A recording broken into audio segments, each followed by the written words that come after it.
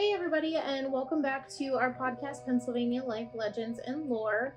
As always, I'm Holly, but my typical co-host Ethan is not going to be joining me today, and in his place we have our researcher Meg. Hi. And today we are going to be sitting down with Mary Sullivan and Dave Cooney, and we are going to be discussing the town of Mifflinburg and some of the history and a little bit of some ghost stories about the town.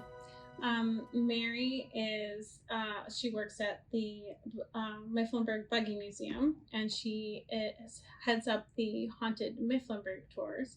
And of course, Dave Cooney is the mayor of Mifflinburg. So we are very excited to have them both here. Welcome.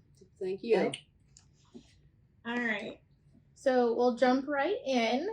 And so some people are believers and some people get into the haunted history field because they love history and tales behind the locations.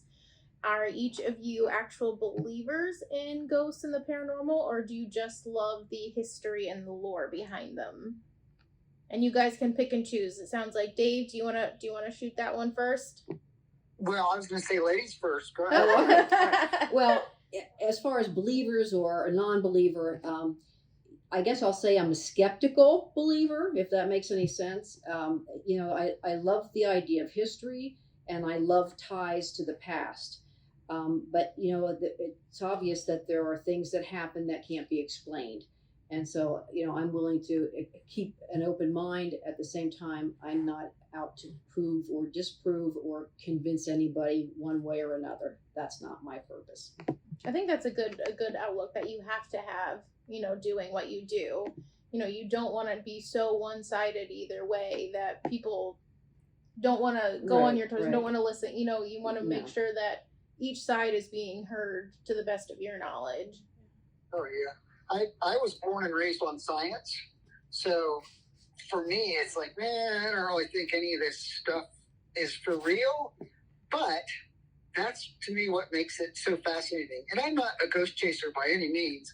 Every now and then you just hear these stories, especially local stories, that give you goosebumps. And the only way to judge the story, usually it's because someone's telling you the story.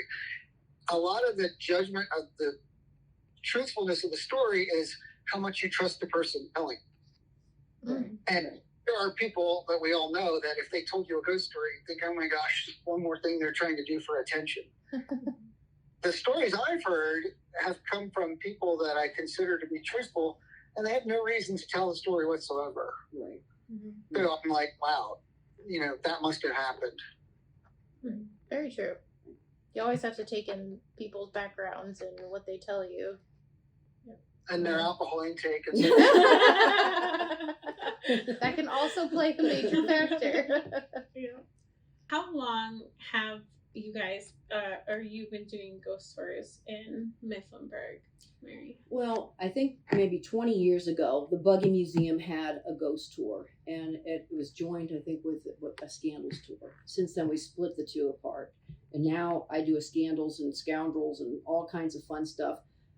That's usually a spring history type tour. And then the ghost tours are the ones in the fall. But, I went to the one 20 years ago, and it was, I guess I won't say woefully lacking, but I came away saying, huh? Because it was very vague. It was like, oh, some kid said, or outside of town there was. And I thought, there has to be another way to get it. Something, fun, these fun stories. And maybe I'm jumping ahead a little bit, but I'll tell you some of how this came to be. So about 4 years ago, and it was right, of course, at the beginning of the pandemic or so. And this is the fourth year. No, actually, so it's about 3 years. So this will be our fourth annual tour. I said, I'd come across the script of the old ghost tour, and I said, this, for lack of a better term, this sucks. So I said, okay, let me see if there's something I can do to jazz this up, and we can offer this during the pandemic because we could be outside, we don't have to breathe each other's germs and blah, blah. And so we had actually approached Mayor Cooney to put on his Mifflinburg Scenes of the Past, to put a little, a post to say, do you have any ghost stories for us? And we didn't have pictures to post, but we did get him to agree to that, and I'm very grateful to this day that he agreed. What I found so interesting was that And you have to admit, Dave, that sucker blew up. We had like within less than 24 hours or like 168 posts or 180 some posts. And I said, oh my God, I think we're on to something. And so that's kind of the start of the whole thing. Wow. I was about ready to call on a priest with a couple gallons of holy water. It's been done in some of the houses. Oh my goodness. And I don't remember the one from 20 years ago. I don't remember that ghost tour, so it must not have been a huge success. Well, I was there with my daughter, and that was it. At least, unless they offered numerous times, but we had a private tour. Wow, yeah, I don't even remember that one. Yeah. But then again, at that point, I don't know that. Yeah, maybe.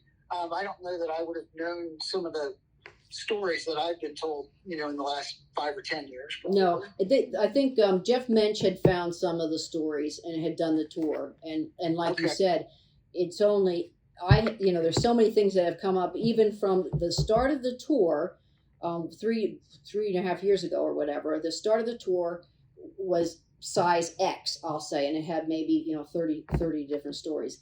It has now gotten to the point where it's 2X plus, because I have to have it split in half, and I would say there's probably 35 or more stories on both of the tours. So Mifflinburg, as I always say, we're like the Gettysburg of Pennsylvania with those, and then nobody gets it because Gettysburg is, but anyhow, so much for that joke falling on.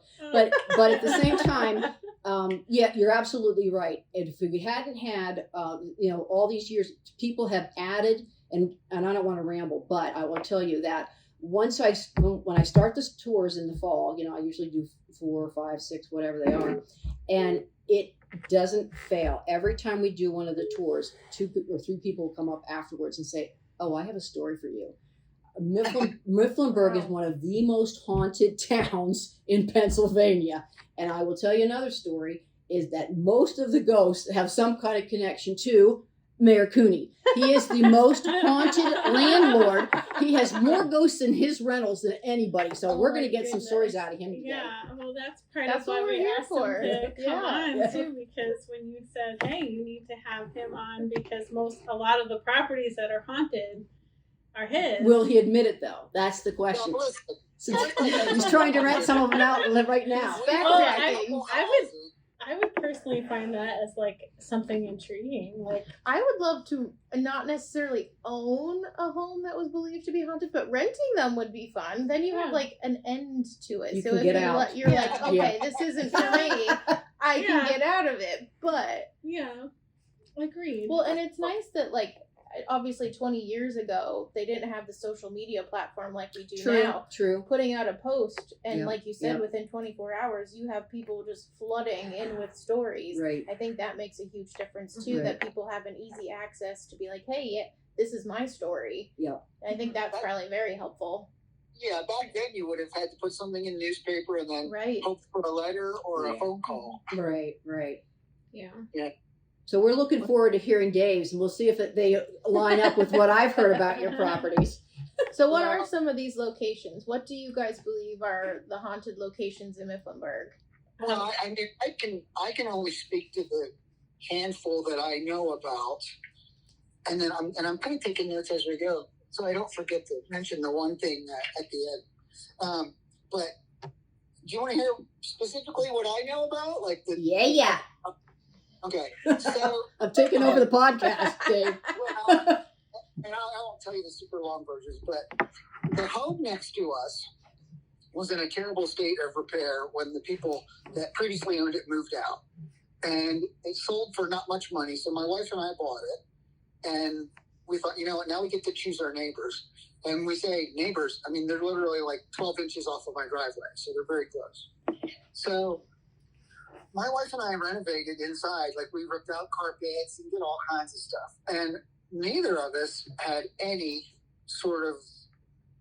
experiences or feelings or visions, nothing whatsoever. And then when the tenant moved in, and she just recently moved out, and she was there 10 years, she has told me things over the years. And again, this is a very nice, well-adjusted human being. No need for attention, that kind of stuff. But, oh my heavens, like she has seen like black clad figures, and other people have seen this when she was in there, like kind of moving across the room. Oh goodness. So And- maybe and not she- like that one. You guys felt like one time she felt a hand like run down her back. Ah. Oh and my she and her goodness. daughter have felt their hair being touched. Oh. Yeah, and they have. This is fresh on my mind because I just contacted her yesterday and said, "Can you refresh my mind on these stories?"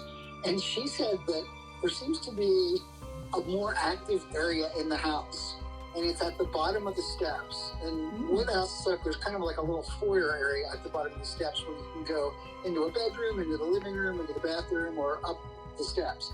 And that, for whatever reason, she said, seems to be a hot spot. Interesting. Yeah, and then so I'm like, yeah, okay, I believe you, but I've never had any experience in there. So she moved out, and she just mentioned yesterday when she texted me that when she was moving out, it seemed like everything ramped up a little bit in terms of the feelings and the visions and all that kind of stuff. She said one day when they were packing up, they basically, it got so bad they put her up and left. And so once again, I had no firsthand experience in any of this. So maybe 3 weeks ago or a month ago, I was in the house, again, empty, and I was in the basement, and I don't remember what I was doing. I was doing something in the basement, and I distinctly heard somebody walk up, not the basement steps where I was, 6 feet from, but up the main steps of the house. And it wasn't like you would think of from a haunted movie where, if you were thinking like scary sort of scenario, it wasn't someone going up the steps like boom, boom, boom. It was more of a, like, kind of sound like maybe an energetic 10-year-old, like, kind of up the steps. Oh my goodness. And I'm like, so I got goosebumps. I'm like, oh, what was that? And of course, I go upstairs to the top of the basement steps and into the kitchen, and I'm yelling, hello, hello. Front door's locked, back door's locked. There's nobody in the house. That I left. I backed out. And there was nobody outside. It might have been like 8 o'clock, 9 o'clock at night or something. There wasn't, you know what I mean? There's no way you can mistake it for anything. There was someone bopping up the steps. It wasn't like someone across the street, pulled up and got out of their car. Okay, maybe you'd have 2 car doors shut. This was like boom, boom, boom, boom, boom, boom, boom, boom, boom, boom, boom. And then that was it. And that's my only experience, honestly, ever with the paranormal. Apart from people telling me stories that have happened to them, that is my only ever experience. And how did you feel about it? I'm not afraid to go back in there. It didn't shock me because my tenant had told me these stories over the years. Like, oh yeah, there's definitely things going on there. But it's the first time I ever saw it or heard it or whatever. I'm like, ugh. Oh Do my. you want to hear some other stories about that place, Dave? Because Yes. when you had told me that she's on the tour, her place is on Yes. the tour. When you told me about that, she did consent to an interview, and that's really how I got a lot of these stories. It wasn't just off Facebook. I talk to these people and hear what's going on, and then I get updates periodically on what's going on. But what's interesting is she did say the same thing to you as she had to me years ago. So it's one of those, the stories are fairly consistent. But she had said, when I talked to her 3 years ago, she said, today, the reason why I'm talking to you is today was the first time I ever saw her. And she said she was standing in the dining room and she was looking out through the French doors towards the front of the house, towards Green Street. And she said, I felt this ice cold feeling and I saw her. She said there had been times in the past, because her daughter at that point was a young teenager or so, or maybe just going through adolescence. And she said, that sometimes attracts, for those that are believers, that energy of adolescence attracts these spirits or something. The hormones, I guess, run wild, even in the other worlds. But anyhow, so the daughter was going through adolescence or whatever, and the daughter was like a favorite of this, we'll say, ghost, for lack of a term. And so she said one time the daughter was going up the steps, and I think she was with her boyfriend at the time. She was going up the steps, and she was alone in the house with the boyfriend. And she had actually heard her name said out loud. and they credited it to the ghost, and then she had said, my daughter's off limits to you. You're not supposed to mention her name anymore, and that was, I guess, respected by this spirit, and she did not mention it.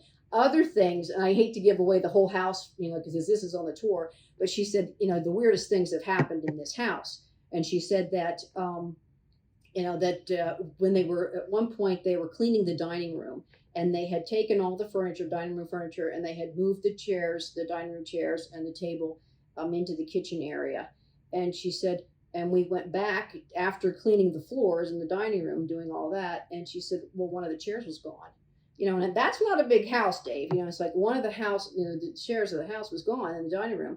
And she said, we looked all over the place. She said, we finally ended up going downstairs and finding that chair in the basement, down towards the furnace area, or in the office area where there had been an electrician that had his office down there or something. Yep. She said another time we were down to one drinking glass. She said, because our drinking glasses just kept disappearing out of the cabinets. And she said, so we were down to one, and finally the daughter said, okay, my friend and I, whoever her name was, Katie or whatever, Katie and I are going to find glasses. We're going to find all the drinking glasses. And she said they ended up finding the drinking glasses downstairs near the furnace in a Christmas gift bag. And she said, and at that point in time, when I talked to her on the phone, she said, currently, there is a painting. They had decorated their bathroom for Christmas or whatever, and there had been a painting in the bathroom. And she said that they were still looking for this painting, because after Christmas was over and they put the decorations back, the normal decorations, they couldn't find the painting. And she said, I have no idea where we're going to find that. And eventually, maybe they did, maybe they didn't. But, she had also said about seeing mists going through the wall and conversations, which was weird. She said, I heard a man and a woman. We'd hear them talking. We couldn't understand what they were saying. It wasn't mumbled, but it was just like the old time radio show, as she described it. And then she did, and you had told me then, after her daughter had grown up and moved to college, which we thought maybe that would settle things down in the house. Actually, you had mentioned to me that she had gotten up one morning and found all her makeup in the bathroom sink from this. So, so there's obviously something going on in that house, and I'll be so anxious to hear whether or not the new tenants have anything to report. That'll be interesting. So that's a fun story. Wow. That's well, we live across the quarry road from a graveyard, so. That's right. And I think when we get those hard rains, that erosion is just eroding all those spirits right out of the cemetery, right through Mifflinburg. They're just washing. It is. It's great for my garden. It kind of makes you think like you're going crazy, though, because you're looking for something and you don't know whether you misplaced it or right. Or did Grandma take that? Right, yeah, whatever. Where did it go? Yep. Well, so the other place that when we say about losing things is where my wife grew up. And she lives at it was 432 Market Street. It's across from the library. And when she was growing up, now keep in mind there were 7 kids and a mom and a dad, and 2 of the older kids were, I think one of them finished out high school in Shamokin, where they came from. But so there was a house full of kids, but things would go missing, like hairbrushes and things like that. And then they'd be missing for a while. And then they would just appear, like, on someone's pillow. Oh, that's random. That is random. Which sounds like, but a house full of a bunch of kids, playing jokes on each other, blah, blah, blah. Yeah. And my father-in-law was always a practical joker. So, but they always swore that, no, nobody took anything. And then the other thing they used to say is they would hear children laughing and playing, like down the hall, and they would get down the hall and there'd be nothing there. Okay. The children laughing, that's what gets me. Yeah, the kids hauntings, that always creeps me out. I don't know why. And again, I was a little skeptical about that, because it's a double house for one, so it could have been someone on the other side of the house, or who knows. Mm-hmm. But anyway, so fast forward, that was when my wife moved here. She was in 3rd grade up through until she moved out. But my brother-in-law purchased the home from my father-in-law, and we just recently purchased it from him to keep it in the family. And when he owned it, he had some workers in there. I don't remember the company, but it was some sort of local contractors, and they were renovating the bathroom. And when I saw that they were working in there, so one day I just popped my head in and yelled up the steps. I said, hello. And I said, I'm Dave. I'm Bill's brother-in-law. And I did not lead these guys in any way. I kind of talked about it as if it was kind of construction. But basically, because a lot of times when you redo an old house, you find some really strange things, like why in the world would someone use duct tape instead of drywall tape, things like that. So my question to these guys that were working, I was kind of like, so, did you get anything unusual up here while you were renovating? And the guy's like, nah, not really, just the same old stuff, and he goes, well, there was one unusual thing. He said, we heard like kids laughing down the hall. And we went down there to look, and there's nobody around. Oh. Oh, man. Yeah, that's interesting. Do you want to hear some more of that one, Dave? Well, yeah, but at the time, I thought, oh, well, who lives next door? The people next door, it was a man, a woman, and a cat. So it wasn't like there was a family full of kids next door or anything like that. Yeah. So what do you have with that one, Mary? Okay, here, and that, again, this one's on the tour too. And I think at one point too, your sister-in-law and her husband, and maybe they're the ones that sold or whatever, they had some experiences in the house where I think she said the remote kept disappearing. And of course, everybody has problems with the remotes, but the remote on the coffee table kept disappearing and reappearing. And then there was a pair of pants that went missing, her husband's pants, and eventually they were found up in the attic. And so then during one of the tours, and like I said, I always have people that have haunted experiences within Mifflinburg taking this tour. And I told these stories, and she said, oh, yeah. She said, my friend rented this place as well. And she had kids when she was renting the house from Mayor Cooney.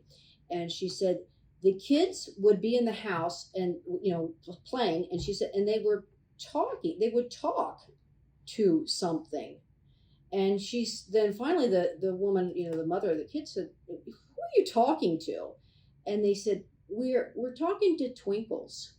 They had named this spirit because it was a little kid, and they were playing with Twinkles. So at some point you might want to go back in and say, Twinkles, come on out and play and see what you get. Oh my goodness. Yeah, so the kids, because kids are always much more receptive and absolutely. See things. Yeah. And I've spent a fair amount of time in there because the tenants had moved out and I was doing a lot of work in there, and I didn't feel or see or anything at all myself. But I didn't know Twinkles had a name. Twinkles? Yep. Yep. Oh, wow. That's interesting. And I'll tell you another one, because we talked about, you have to trust who the people are when they're telling you these stories. The other one comes from a time when the Mifflinburg Borough rented where the Rusty Rail is now, and they had their borough and police station there. So that was before we built our new borough building. And one evening, this was the gentleman who was the police chief at the time. I don't remember if he heard something, but anyway, he stood up and he saw a guy walking away from him, not an apparition or mist or something, like a person. Because this, the borough and the police department are kind of in the front section of the building.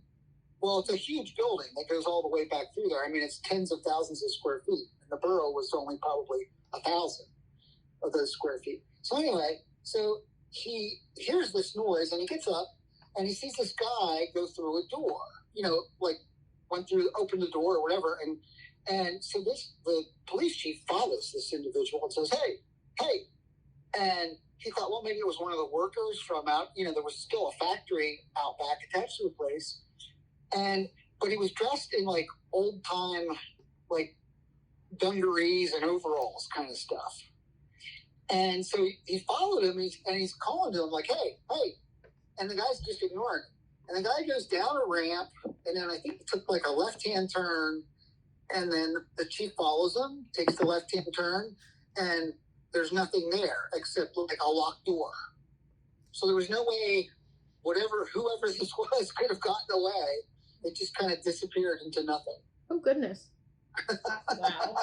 And again, this was a cheap place who had never before talked about ghosts or believing in stuff like that. Just kind of like, huh. Okay, you want more on that one, Dave? Yeah. Okay. Rusty Rail, yeah, I had heard the same story as well, and I think I might have even gotten that from you.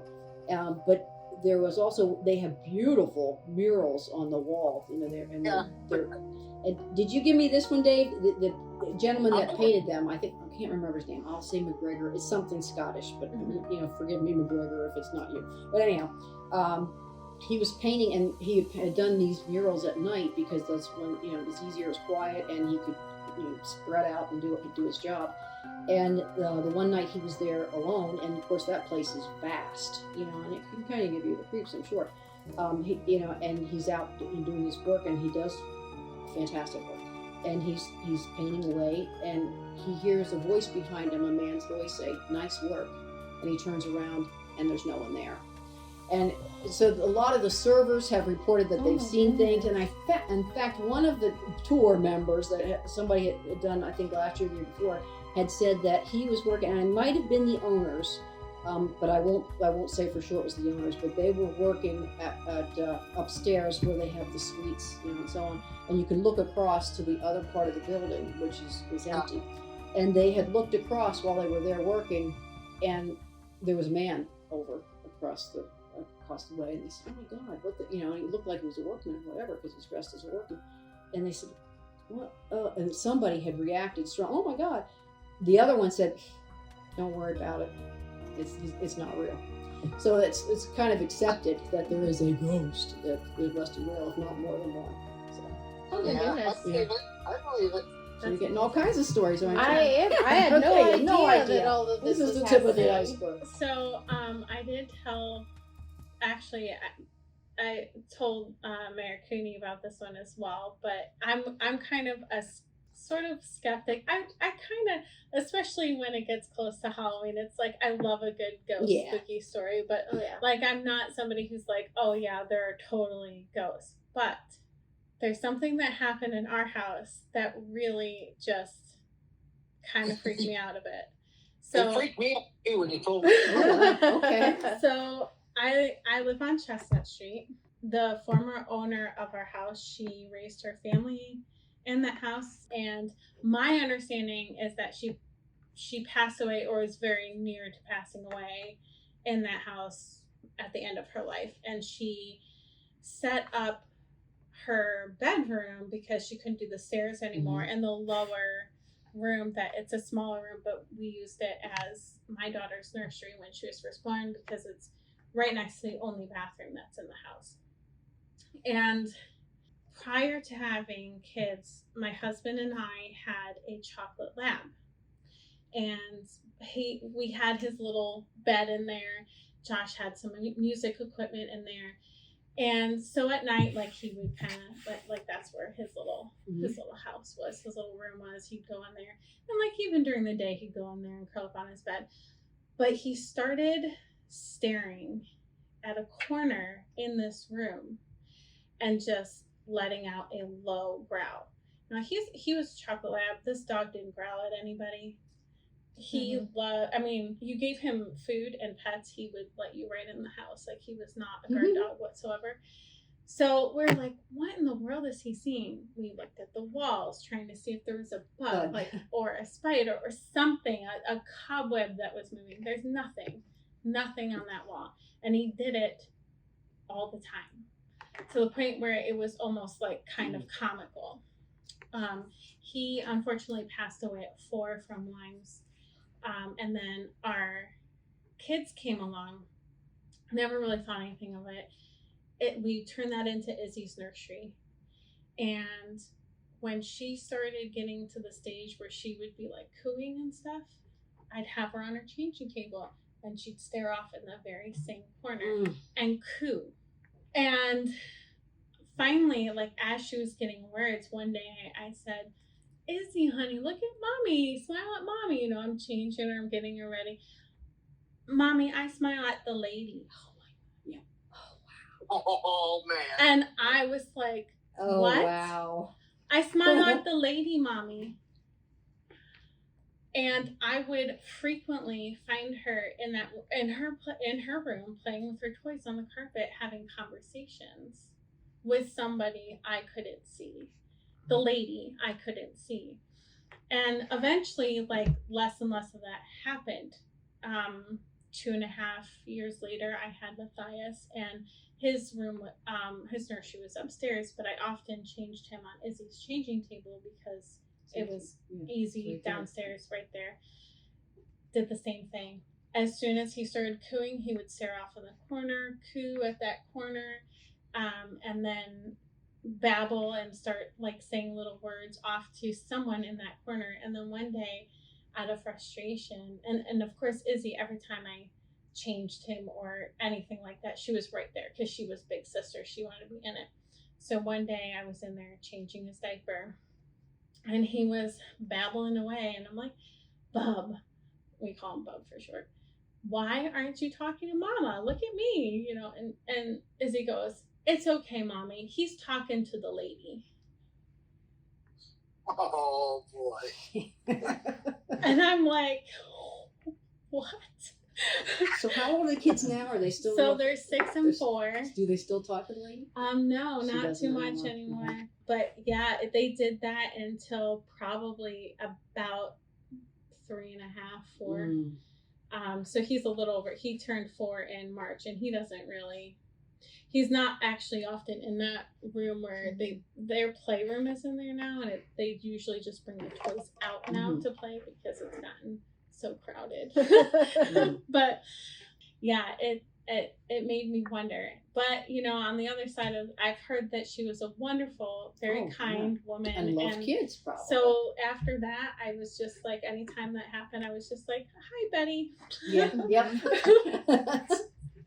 Wow. You're like, make your presence known. My kids can see you. They're not scared, but I don't want to see you. Yeah.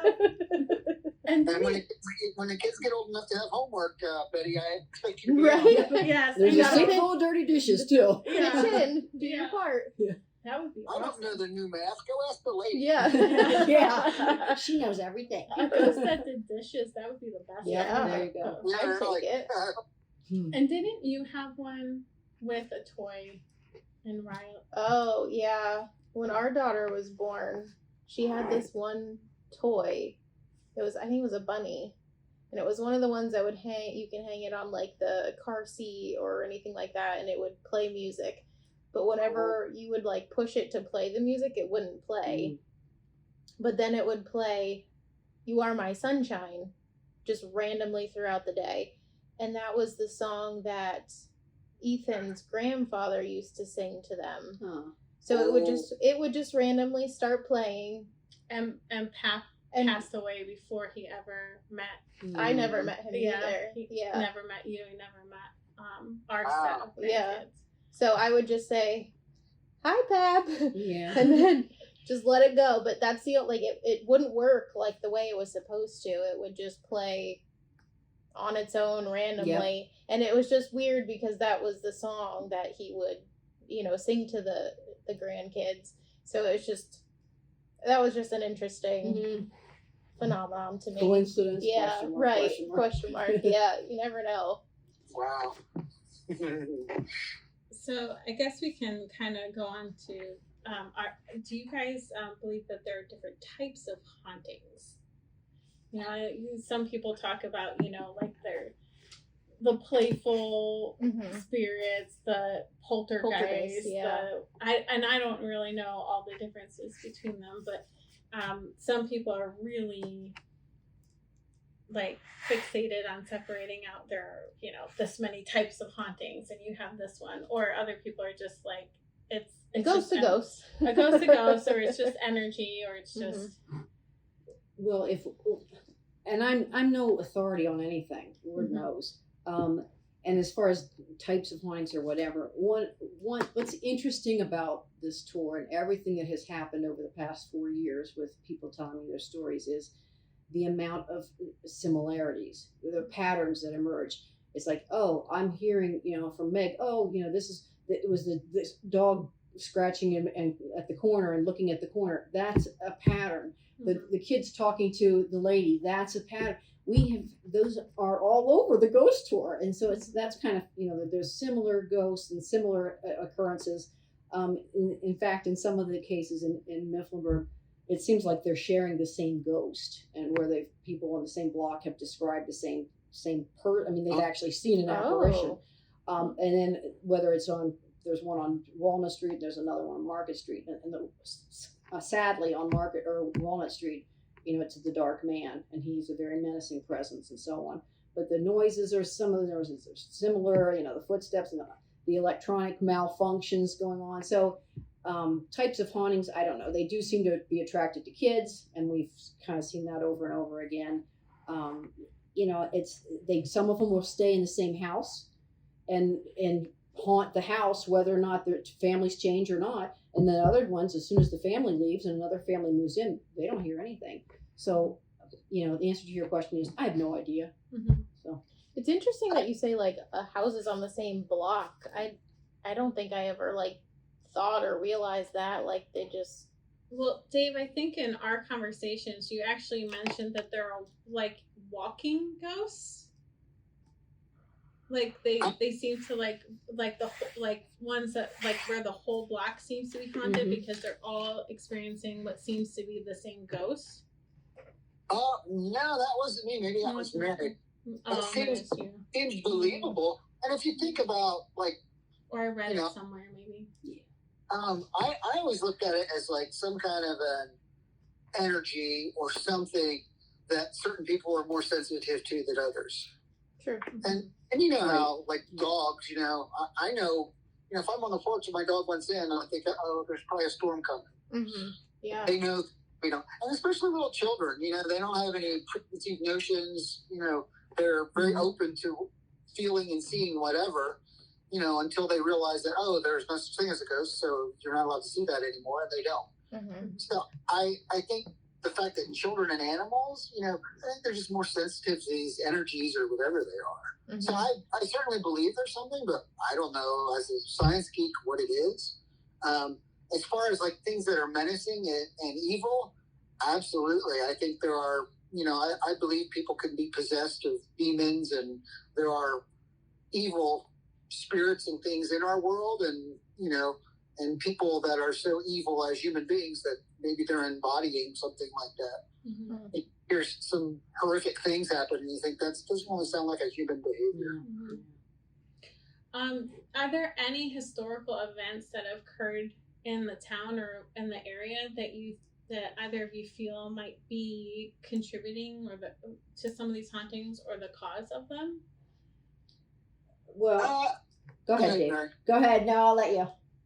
No, I mean, as far as like back in history, like when you talk about Gettysburg, well, gee, what happened there? Mm-hmm. That's an obvious one, but I don't know that Mifflinburg had any, mass casualty events, things like that. It certainly makes sense that when you hear these ghost stories that, they're kind of old timey, all sort of fits with the nature of many of the homes, in Mifflinburg, and they were dressed like an old-time worker. Mm-hmm. Well, that certainly is indicative of the old buggy industry, or that happened here. So who knows? I kind of wonder, like, if these energies were made back then and are haunting now, certainly there are energies now that might haunt in the future. Right. And you might hear someone say something like, "Yeah, they were in an American Eagle sweater." Yep. Like, oh yeah, that's creepy. Yeah. Well, I always call them time wrinkles, because it seems like, it's not necessarily a haunting as much as it's just a wrinkle in time where, that whatever was going on is still going on if you, look at it at the right time of day or whatever. And I think I agree that there are no major historical events that took place in Mifflinburg that triggered this.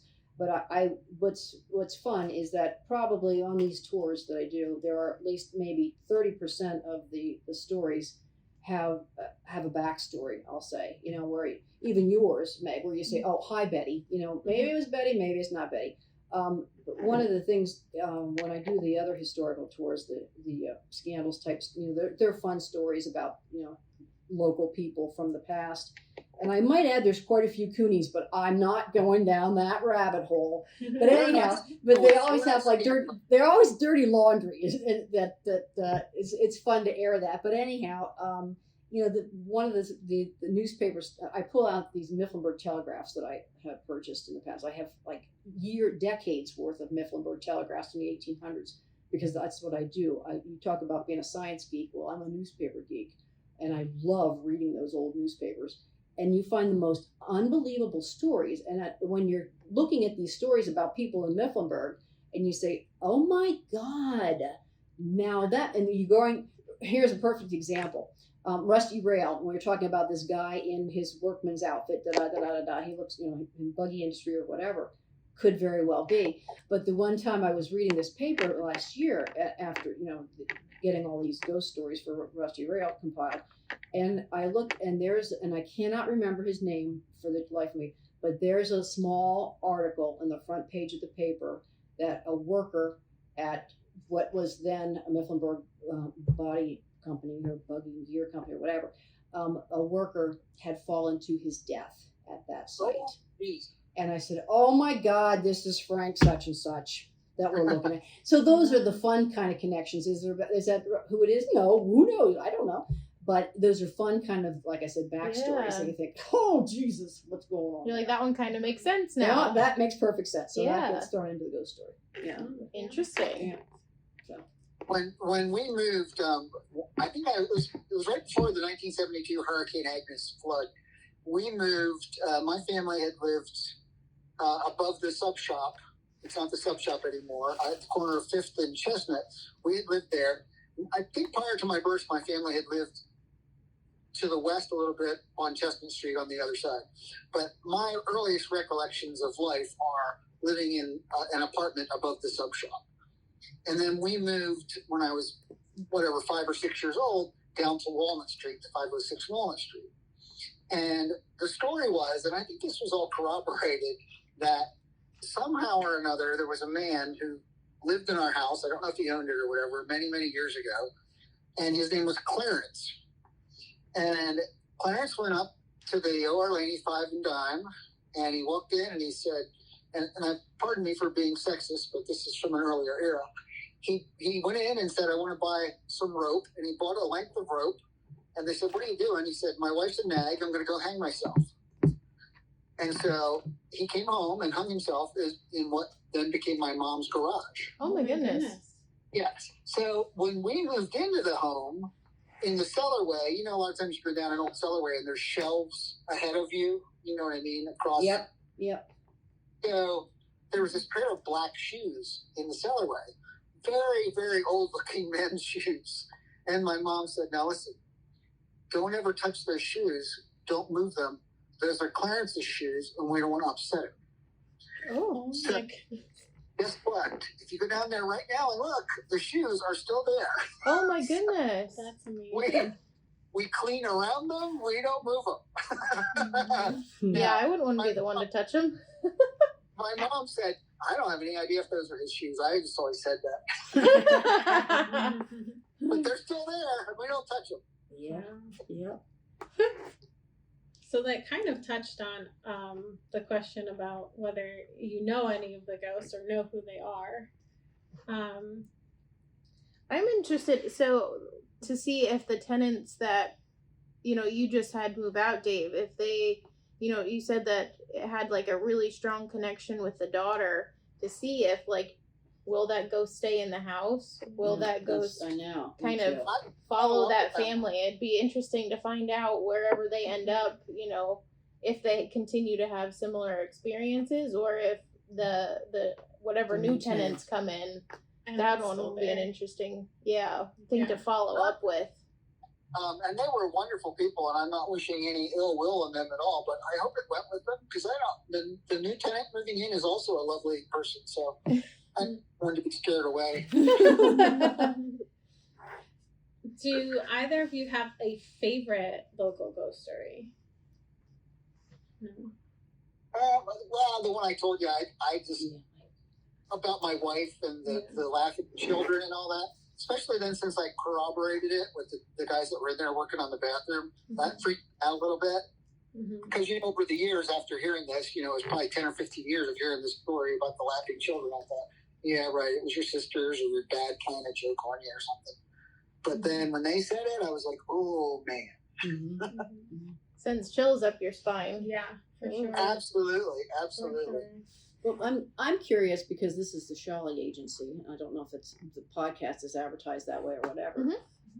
But supposedly the Shawley house, what had been the Shawley house there in Harleton, had quite a bit of activity at one point too. Have you heard that?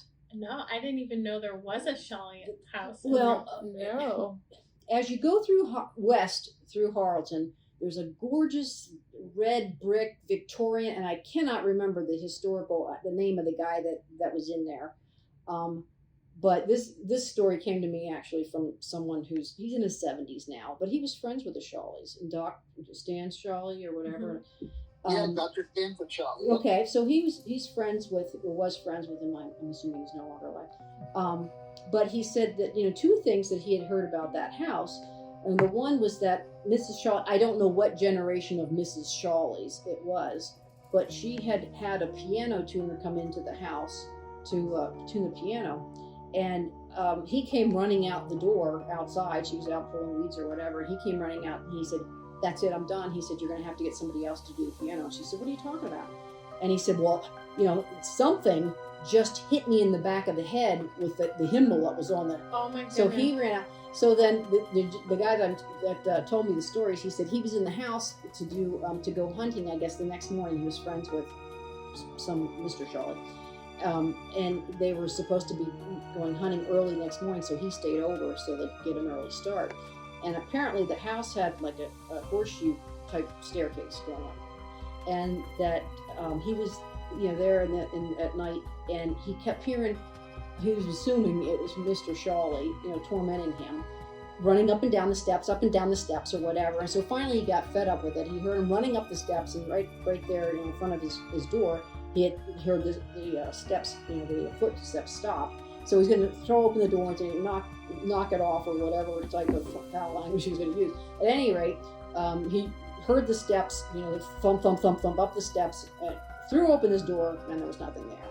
So he said the house is haunted. But then his follow-up was that after they left and another family moved in, they said nothing. There's nothing in the house. It's funny that you say that because I heard this story from one of my husband Josh. He's Josh Troop, but he's Carol Shawley's son. I heard this from one of his cousins. That same story. Oh my! Was he in the hunting party? No, he was not. But he is not really. He doesn't really get into any of the spooky stuff. But I heard that story told by one of his cousins, by Lauren. Oh. Lauren told me that story years ago. Go figure. Part of like a Interesting. spooky. Everybody shared a spooky story thing in college, and that's one of the ones she shared. Oh. So, and I didn't know that was the house. She's just like one of her relatives. Yeah. Interesting. We should go to that house. We should. Absolutely. So yeah. I also wanted to ask. There's two stories that I personally have heard of, and I didn't know if either of you had heard of them. One is I heard that the quarry is haunted. That people have seen a lot of like heard like disembodied voices, like could hear like nobody's there, but they hear voices, like people talking. I never heard that. As That's well as like though. some odd like orb lights, which orbs people kind of are like But and the other one I heard, and it's not technically Mifflinburg, but Jeffrey Fraser, he's a folklorist. Okay, yeah, he writes books. Yes. Yeah. There is a story in one of his books about the ghost of Halfway Down. Oh, the nurse. Yeah, the nurse was the nurse. driving up and saw the I little have girl. not. Yeah. I have dug and dug, and I have not found another person that has had an experience up there. Although other people have said that they've heard like voices but no people around. But I didn't know if either of you had ever heard of those. Yeah, I had heard the Halfway Dam one before, and the quarry's interesting. only because there were at one point, like in the 1940s, the local kids used to hang out in the Buggy Museum, the repository. I don't know if that's on Quarry Road. They used to hang out in it, and they'd say it was haunted. But what was interesting, there had been one of the owners of the quarry, way before the Dave Innings period of time, had committed suicide up there. Oh. And that supposedly he blew himself up. Because, Oh, jeez. I don't, that might be one of those urban legends that just sounds so good. I don't know. Or rural legends, yeah. Wow. No wonder my place is haunted next door. There you go. Guys, No guys, doubt. There's, yeah. Yikes. Wow. This is a learning experience for me. I'm not going out of the house. Do you want to ask the next question? I'm curious if you guys think that the hauntings are like centralized in a certain area in Mifflinburg, or is it kind of the stories that you have? Is it kind of all over, or does it kind of?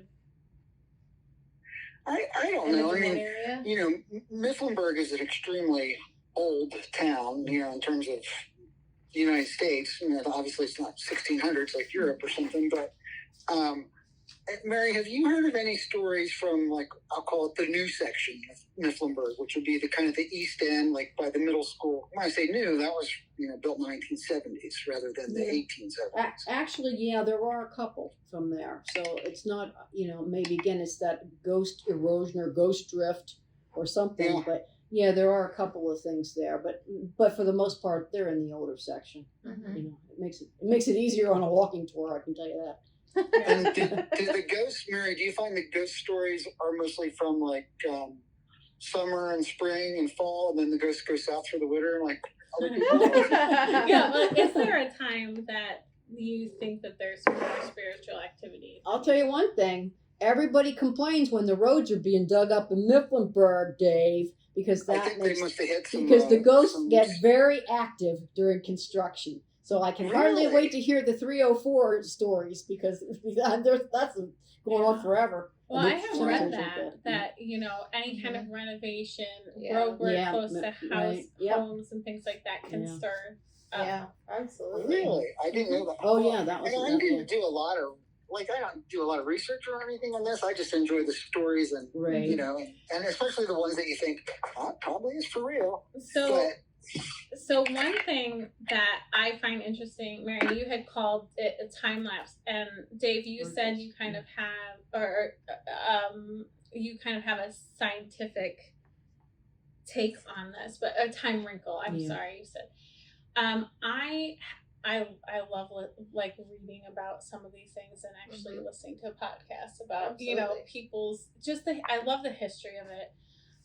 But one person that was on a podcast that I listened to that had a theory, and he was a physicist, and he kind of takes on like this almost a mindset of like a metaverse. He said, we look at time like it's a straight line, but it's not. Time is fluid, and and he's like, his theory is like, you as one person, you make a decision and you can decide A or B. And if you decide B, somewhere else in another universe, you might have been deciding A, and then that branches off. And what we see, or people who are sensitive enough to see as ghosts, is actually just another spectrum in time playing. Interesting. And it's two moments in time crossing. Right. And it's just intersection. It's just playing. And I don't necessarily know if I believe it or not, but that's just a very interesting way of seeing it. And this is very scientific person who's coming up with his theory of why so many people experience and see things. And that and also it connects in that there's energy, and so when there's strong emotions and strong experiences in places, it almost leaves like an imprint from that energy. But I don't know. I just think it's all really neat. I don't know. I believe that, but also I've heard stories of where someone like a ghost or from another dimension is contacting people directly from our dimension. Wow. And I won't name names on this, but it's someone I definitely believe she's since passed away. But this was a teacher in the Mifflinburg area, and she had, I believe, a niece. And the niece was one of these, I see ghosts all the time. And I'm talking like from the time she was tiny little until she was a teenager. And the lady she told us stories, and I'm like, holy crap. And the one was like, they have like a little place where they have their computer, and there's this little boy who hangs out beside the computer, and she's always talking to this girl. And the girl, it just matter of fact, like talks to this person because they're always there. And the one story was that this young lady was in school, and the teacher was teaching something, I don't remember, some history lesson, like the Revolutionary War, and this is what happened. And about that time, doesn't some soldier appear beside her? And the soldier is adamant. Tell her that's not right. That is not how it happened. That's not how it happened. That's just what they're trying to tell you. That's not what happened. Oh my goodness. And this girl is like, okay, just shut up. Oh my So, goodness. and again, these are not attention-seeking, whacked out kinds of people with, issues. They're just normal, well-adjusted human beings. So I tend to think, well, if they say it's happening, it's happening. But that's just bizarre. And I know the young lady was at this teacher's house one time and said, hey, like, what do you see? Like, what kind of activities here? And she said, it's just streaming. It's like constant people, like, out of other worlds or something coming through here. Like, oh my God. Portal. Did she be here near the graveyard? I don't know what she's saying. Wow. Wow. On your tours, have you ever had like a complete skeptic take the tour with you and not be a skeptic by the end? I don't know. I mean, again, I'm not like some kind of swami mommy who's trying to do so. I don't take a Ouija board with me. I don't do. Ooh, I don't touch those. No, I don't see. My background is science too. My degrees are in science and education. So it's like so whether or not they're a skeptic, I haven't had any hecklers, thank God. Yeah. But what, I'm not there to prove or disprove. If they want to take the tour, give me the $10. Hey, great, hop on. It's not something where I have to prove myself or prove their. It is what it is, and right. they accept it at face value. So, fun fact about the Ouija board: it was developed in the 1970s. Oh, really? It has no dark history. It was developed in the 1970s as just like kind of a marketing ploy, as like a cult classic kind of thing, and it has no basis whatsoever in any kind of earlier like that's fun dark magic, witchcraft, anything like that. It's literally just a board game with a bunch of letters and numbers. It was developed in the 1970s. I didn't know that. I can tell you what, growing up, like that, in my household, that would have been a huge no-no. We did not have. Something else, we didn't touch it, play it, or anything. My mom didn't even like. I remember when I was little, someone got me one of those magic 8 balls. He didn't even like that because I remember the neighbor kid was just real little. He was like 2 years old, and he came over, grabbed it, thought it was a real ball, and went to bounce it off the floor, and it cracked. And I was like, okay, put it in the garbage. It's broken. Yeah. Yeah, because even that, like. And at Halloween, like we could dress up in things, but not like a devil or a witch or something like that. Also, way off limits. None of that. I was not allowed to watch Harry Potter. Aww. Or have the books. Oh wow. Okay. Wow. So, yeah. Have you ever had anything or anybody on your tours experience anything like on the actual tour? I know you have them; they tell you stories and everything, but. I'd say no. One last year, I guess I have groupies. I don't understand it. But anyhow, there's like groupies that some will do this every year. So they do. So one of my groupies had brought, and she comes from Maryland to do these. Wow. And so I know it's bizarre. And so she brought some of her clan along with her, and they were an odd group to begin with. But anyhow. She didn't say anything, and he was a tall, kind of odd-looking gentleman. he was like kept hanging back from the group or whatever, and she was with him, and they were like, putting their hands on their ears and whatever. And I hate to tell you, Dave, but it was right across the street from where one of your properties is. Anyhow, they're going, holding their ears, and I was like, what the heck? And I said, what are you guys doing? And he said, well, I'm getting Lucille. It's like, what the? He had a spirit box, which I don't even know what a spirit box looks like, but he had his spirit box with him, and he was picking up. And they said afterwards, they said, oh my God, you won't believe all the stuff we got on this. They said, when you would say something, it would be echoed in the spirit. Some of the properties, what you were talking about, the stories, parts of your story would be echoed to like reinforce that. Yeah, that's exactly what happened. I don't know, but the spirit box. So it's like, oh man, I hope he doesn't drag that thing to us again. But he might. But yeah, so that whether it's Lucille. Yeah, Lucille was across the street. Actually, it's right by your house. That's the house that's just being rented out now. Oh, well, I'm going to look at that. They got Lucille, and I think they also picked up Abigail at that one. I'm after if BB King's guitar is in that attic, I'm going to make it. Well, there you go. Well, maybe. And then another one was Elias Church, and we're not going into Elias Church stories because I know you're running short on time, and they're in the tour anyhow. But the same group took pictures of Elias Church when they were there, because that has some reported activity, or at least it did. So later on, she sends me this picture, and she said, "Oh, look! You can see it at the windows. Look! Oh my God! Look!" She sends me this email, and I'll tell you what. I'm looking at this email. I don't see anything other than Elias Church. So sometimes you see what you want to see. Mm-hmm. I will also tell you that another one of the people that had gone on the tours, not during the tour, but she said she rented a house, and it might have been another one of Cooney's, who knows, but anyhow, but she was renting a house, and she moved on to I think it's Chestnut Street, and she said about this situation, and that's on the tour, so I'm not going into all my good stuff, but anyhow, she said, well, I have a recording, we have a recording of the ghost, because he intercepted the mother's call to the daughter on the answering machine, and they were going to have this little kid babble to grandma, and the kid was babbling away wherever he was living, and when grandma goes home wherever she's living and plays back the recording, it's not the kid babbling, it's, this is Zach. And it was like, and it's like, oh my God. So she sent it to me. I have it. And so I'll play it during the tour next year. But so we have Zach, who might be attending the tour next year, because I have his recorded voice. Oh my. So because it was like, what the? Yeah. So that was a fun story too. You should be careful.